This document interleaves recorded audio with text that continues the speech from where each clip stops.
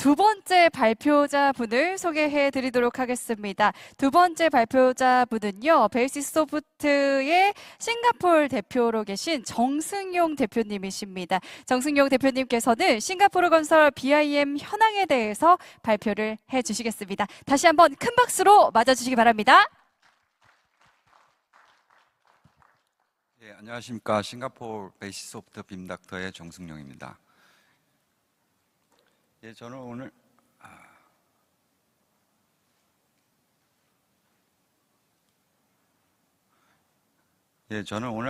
싱가포르 건설 BIM 현황에 대해서 간략하게 설명을 드릴 거고요. 예, 처음에는 빔이 왜 싱가포르에서 빔이 생겨났는지 그 배경부터 시작해서 현재 점점 이제 빔에서 보다 확장된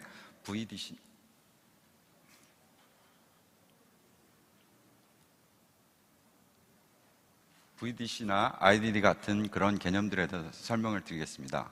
그리고 그 다음은 각종 발주처에서의 빔 요구 조건 사항에 대해서 말씀을 드릴 거고요.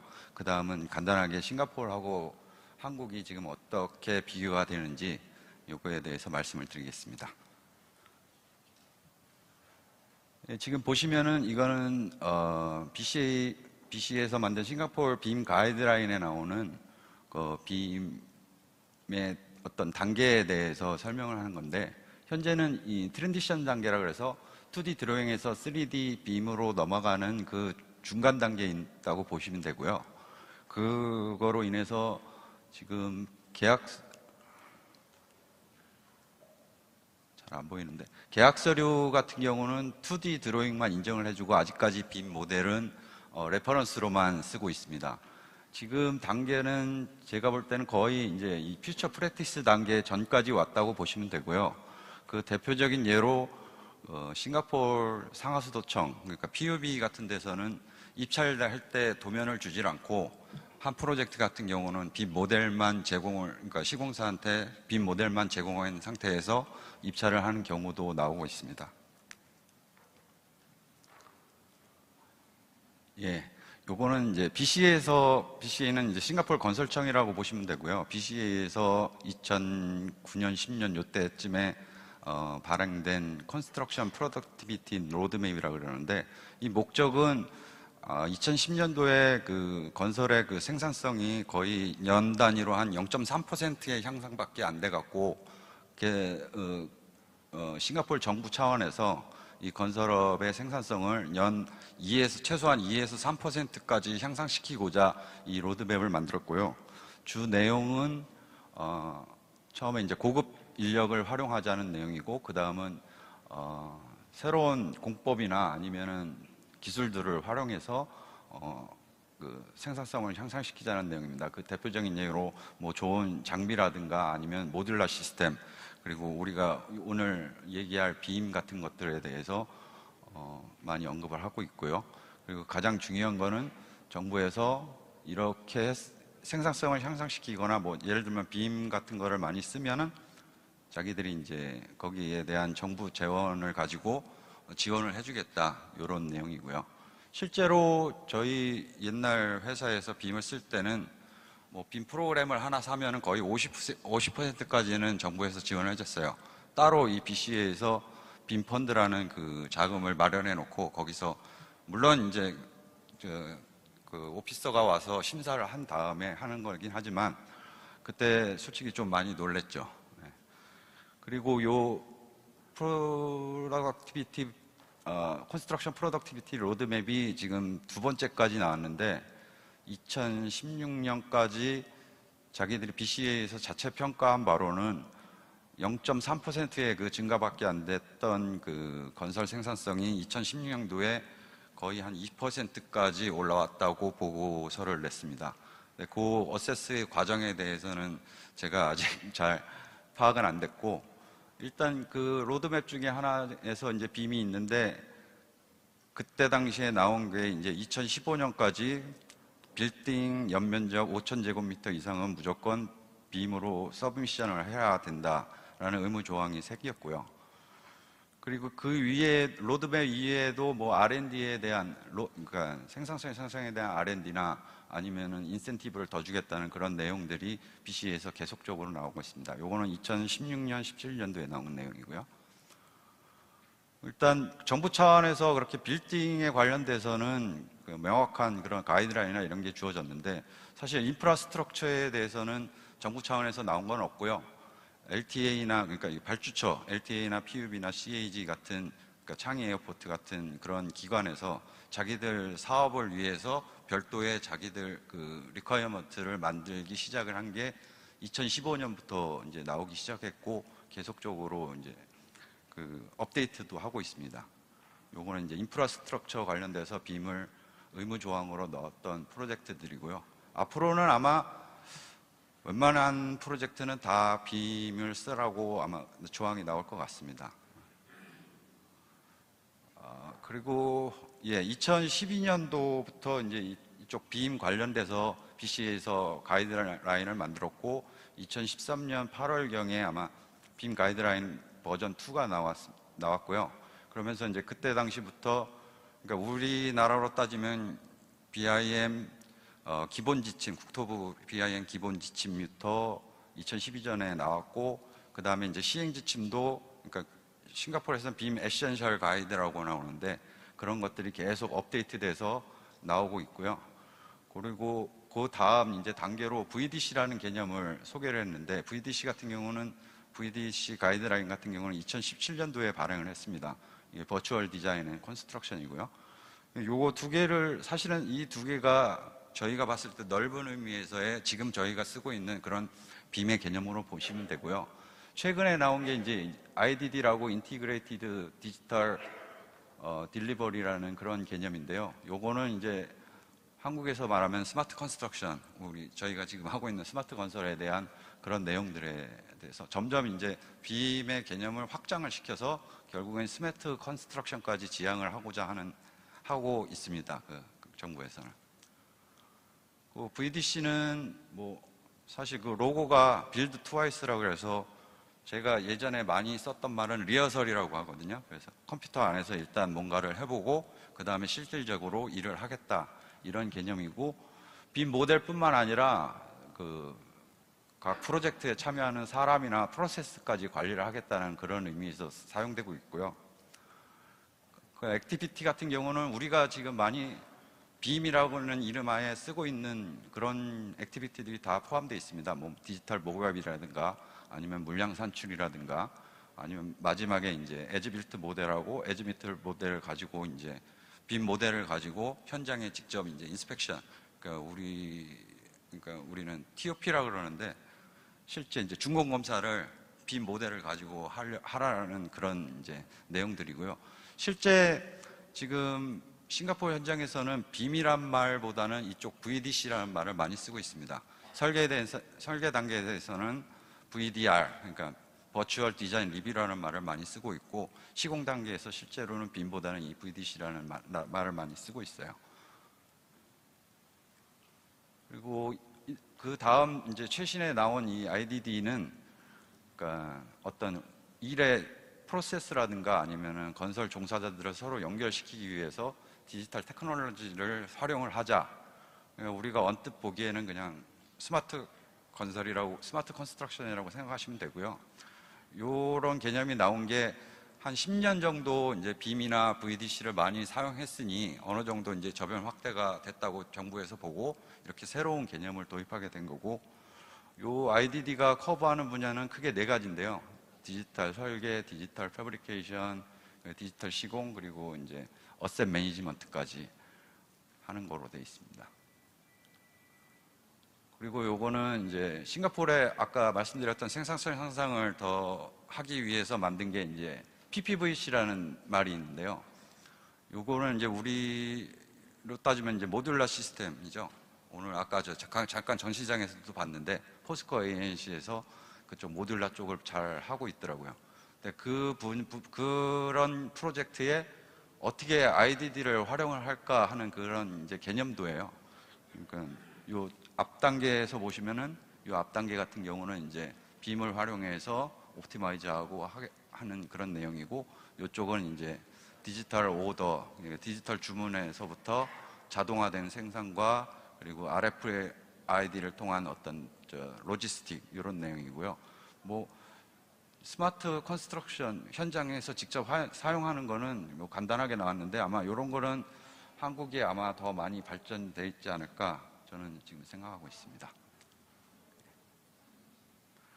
다음은 이제 각종 발주처의 이제 요구 조건에 대해서 말씀드리겠는데요. 요거는 이제 2017년도에 지하차도 공사에 대한 그 빔 리ኳ이어먼트 내용이고요. 주로 이제 3D 모델에 관련된 내용이에요. 여기 CCSM이나 아니면 ABAM, 그러니까 에즈빌트 모델 이런 거에 대한 뭐 저작권 뭐 이런 거에 대한 내용들만 나와 있는데 최근에 나온 내용이 이제 이건 이제 지하철 공사에 이게 아마 19년, 20년 이때 나온 요구 조건인데 3D 빔을 떠나서 이제는 4D 시뮬레이션이다가 5D 그리고 6D 어셋 인포메이션 심지어는 기존의 역사에 같이 이렇게 역사에 뭐라 그러지 역사랑 연결되는 새로운 역사를 만들 때는 기존의 역사를 전부 다 레이저 스캐닝 하라는 그런 리콰이어먼트까지도 나오고 있습니다. 4D 시뮬레이션에 관련된 거고요. 5D 퀀터티 테이크오프. 요거 보시면은 중요한 게 이제 5D 빔 소프트웨어 별도의 5D에 관련된 소프트웨어를 사용하라는 말이고 아마 요거하고 관련돼서는 아마 제가 알기로는 도로공사도 R&D도 했고 지금 시범 사업도 많이 하는 거로 알고 있습니다. 예, 요거는 이제 빔 매니저하고 코디네이터의 그 자격 조건에 대해서 나온 요구 조건인데요. 그 뭐 몇 년 이상의 경력이 있고 빔에 대한 일을 몇 년을 이상 해야 된다. 뭐 이런 것들은 다 좋은데 딱 그 능력에 상관없이 딱 요구 조건에만 맞는 사람들이 앉아서 빔 매니저, 빔 코디네이터를 하는 경우도 있거든요. 그런 의미에서 보면은 이게 어쩌면 양날의 검이 될 수 있어서 제가 한번 보여드린 거고 더 특이한 거는 솔직히 뭐 디그리나 그러니까 석사나 학사를 끝내고 나와서 일을 하시는 분들도 많은데 별도의 빔 관련 스페셜티 디플로마를 이수를 해야지 자기들이 이걸 인정해주겠다 하는 그런 조항들도 있습니다. 그래서 요거는 좀 제가 좀 언리즈너블하게 보는 상황이고 그 다음에 이 옆에는 어떤 맨파워 서플라이어의 그 광고 문구인데요. 그러니까 단지 그냥 2D 드래프팅이나 빔 맨파워를 서플라이 하겠다는 건데 이런 사람들을 저도 이제 아웃소싱을 해서 써봤는데 거의 뭐 건설하고 전혀 상관없는 일을 하다가 뭐 학원에서 3개월 빔 소프트웨어를 공부하고서 오는 사람도 많고 그래서 좀 싱가포르이 다 좋은데 이런 마지막 실무진이 일을 하는 거에 대해서는 좀 약간 약하다는 그런 느낌을 많이 받았습니다. 요거는 이제 창의 에어포트에서 나온 그 빔 스탠다드인데요. 요게 2015년도부터 나왔는데 사실 이게 한 100페이지가 넘는 요구 조건이 있었어요. 근데 이제 중요한 거는 저희가 시공사랑 같이 들어가서 일을 할 때 그쪽 발주처에서는 이 요구 조건을 다 만족해라라고 이렇게 얘기하진 않고 실제로 빔 익스큐션 플랜을 만들 때 너 시공사에서 할 수 있는 일만 이렇게 좀 간추려갖고 우리한테 제안을 하라, 거꾸로 제안을 하라. 물론 이 요구 조건은 제가 보니까 뭐 여기저기에서 많이 베껴서 쓴 것 같은 느낌을 많이 받긴 했는데 일단 뭐 요구 조건하고 상관없이 니들이 실제로 프로젝트를 수행할 때 빔을 쓸 수 있는 그 한도에 대해서 명기를 해달라. 그럼 내가 거기에 대해서 승인을 하겠다 해서 오히려 이 요구 조건하고 상관없이 BEP에 따라서 일을 한 기억이 있고요. 그리고 이 프로젝트 2015년도 프로젝트도 이 공항에서 처음으로 인프라스트럭처 쪽으로 이제 빔을 활용하다 보니까 기존의 어떤 승인 절차라든가 아니면 뭐 제출 절차 이런 것들이 많이 바뀌어서 실제로 발주처와 설계사와 시공사가 다 앉아갖고 이 절차를 따로 만들었어요. 이게 이제 솔직히 싱가포르는 시공하기 전에 샵 드로블 어프로브를 맞아야 되는데 그거에 관련된 이제 절차서고요. 예, 그다음은 이 싱가포르 상하수도청에서 나온 이제 내역서 중에 한 문구인데요.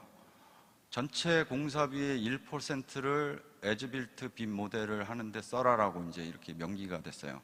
이해가 가는 게 상하수도청 같은 경우는 에즈빌트 모델이 유지 관리를 위해서 되게 중요한데 시공사들이 항상 마지막에 그 마무리를 잘 못 짓고 나가고 그리고 되게 정보라든가 이런 게 명확하지 않은 상태에서 그냥 제출을 해버리는 경우가 있어서 이런 조항이 생기지 않았나 하는 생각이 들고요.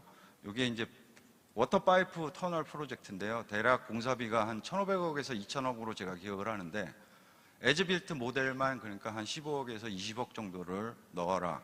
그리고 그 돈에 대한 릴리즈는 마지막에 관련된 엔지니어가 어프로브 승인을 하는 조건으로 마지막에 풀어주겠다 하는 내용이고, 물론 공사 중에 들어가는 빔 모델이나 그런 빔의 활용에 대한 내역은 따로 있어요. 그 돈은 따로 있고 에즈빌트 모델에 대해서만 공사비의 1%를 넣어라 이렇게 돼 있습니다.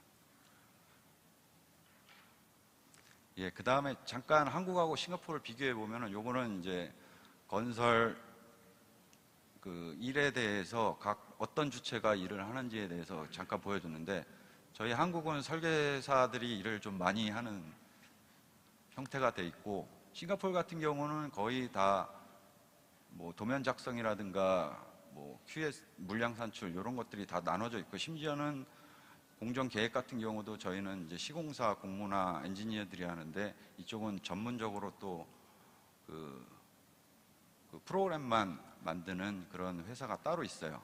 그래서 이런 걸 보시면은 싱가포르가 이런 많은 그 건설 종사자들이 있기 때문에 서로 이렇게 코디를 하거나 협업을 하기 위해서 이런 빔 같은 툴이 많이 좀 더 요구 조건이 많아졌기 때문에 빔이 더 빨리 도입이 되지 않았나 그런 생각이 들고요.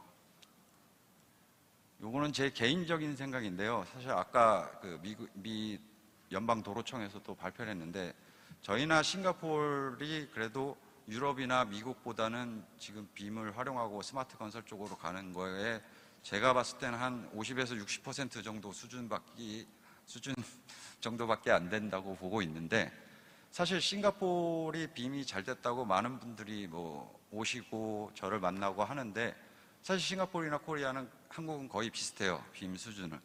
근데 단지 틀린 거는 싱가포르는 역 피라미드 구조고 한국은 피라미드 구조인데, 이걸 보시면은 정부 정책이나 지원, 각종 가이드라인 같은 거는 싱가포르이 훨씬 낫고요. 뭐 회사의 최고 경영층 수준은 거의 비슷하고, 실제 건설 실무자 입장에서 보면은 싱가포르보다는 한국이 훨씬 더 일이 잘 되고 많은 분들이 노력을 많이 하고 있다 이렇게 보고 있습니다.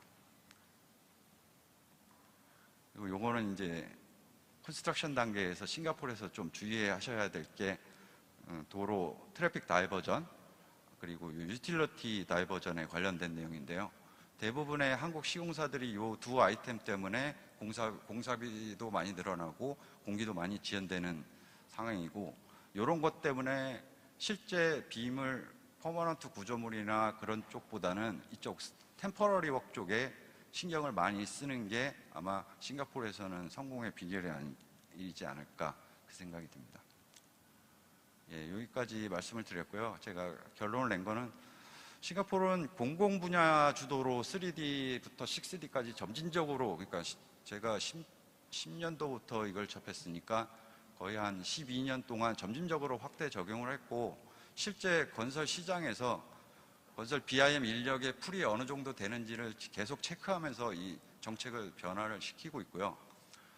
그리고 빔을 확대시키면서 아까 말씀드린 VDC나 IDD 같은 새로운 콘셉트를 발표하면서 결국은 스마트 건설 쪽으로 지향을 하려고 노력을 하고, 마지막으로는 이제 발주처 자체도 자기들의 빔 인력을 점점 확대를 하고 적용 의지를 높이고 있습니다. 그런 반면에 이제 제가 생각하는 이 싱가포르의 문제점은 아까 말씀드린 그 엔지니어나 실제 건설 실무자들이 직접 자기들이 BIM을 하려고 하지 않고 다 외주나 아니면은 드래프터 하던 친구들을 자꾸 이 빔을 쓰게 만들어서 거기서 약간 생산성이 많이 떨어지는 것 같고, 그로 인해서 이제 설계하고 이 빔이 분리가 되면서 2D하고 3D의 그 정합성이 되게 많이 부족해요. 그것 때문에 결국엔 시공 단계에서는 이걸 이 정보를 재사용할 수 없게 되는 경우가 많죠. 그래서 제가 찝은 싱가포르 문제점은 그런 거고요. 오늘도 뭐 여기 한국의 정책이라든가 아니면 발주처에서 이 빔에 관련된 어떤 폴리시를 만드시는 분들 많이 오셨을 건데, 이런 싱가포르의 그 10년 동안의 어떤 그 흐름을 한번 잘 고려하시면은 저희가 아마 한 10년이나 5년 뒤에는 이 싱가포르보다는 더 빔을 잘 쓴다는 그런 나라가 되지 않을까, 그런 생각이 듭니다. 예. 네, 감사합니다. 우리 정승용 대표님, 싱가포르 건설 BIM 현황과 또 정부 정책, 문제점, 또 현재 한국과의 부분에 대한 비교까지 또 해주셨는데요. 다시 한번 우리 귀한 시간 내서 귀한 발표해주신 정승용 대표님께 큰 박수 부탁드립니다.